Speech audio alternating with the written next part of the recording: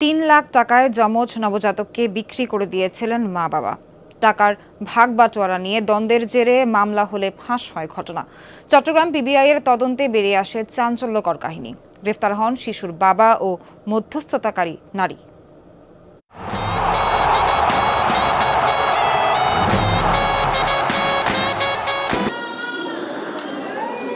চলতি বছরের জানুয়ারিতে চট্টগ্রামের বেসরকারি হাসপাতালে যমজ সন্তান প্রসবের পর ৩ লাখ টাকার বিনিময়ে ২ নবজাতককেই বিক্রি করে দেন মা মুন্নি আক্তার ও বাবা হাবিবুর রহমান। মধ্যস্থতা করেন রাশেদা নামে এক নারী। পরে টাকার ভাগ বাটোয়ারা নিয়ে স্বামী স্ত্রীর মধ্যে দ্বন্দ্ব তৈরি হলে স্বামী এবং হাসপাতালের ২ ডাক্তারকে আসামি করে মানব পাচারের মিথ্যা মামলা ঠুকে দেন মুন্নি। পিবিআই মামলাটির তদন্তে নামলে বেরিয়ে আসে মূল রহস্য। গ্রেফতার হন নবজাতকের বাবা এবং বিক্রির মধ্যস্থতাকারী নারী।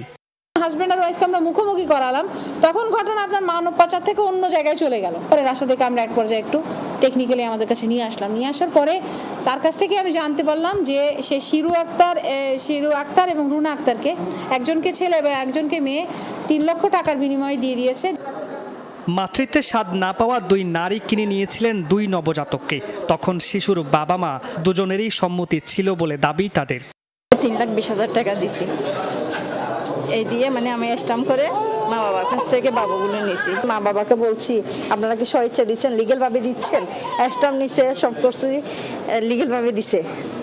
মা বলে যে আল্লাহর আমানত, আল্লাহর হলা।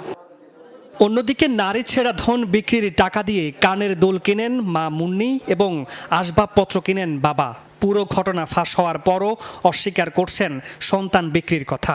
আমি কোনো টাকাও নিই নাই, আমার কোনো খাস ব্যাংকে আমাকে কেউ টাকাও দেয় নাই। টাকা কার হাতে গড়ে নিছে, কে বাচ্চা দিছে, এটা ওরা থেকে জিজ্ঞেস করে। এগুলো সব মিথ্যা কথা। ওনাই সব কিছু করছে। ওনার সামনে টাকাগুলো গুনে নিয়ে ওনাকে দিছে, ওনার ব্যাগে রাখছে, ওনাই সব কিছু করছে।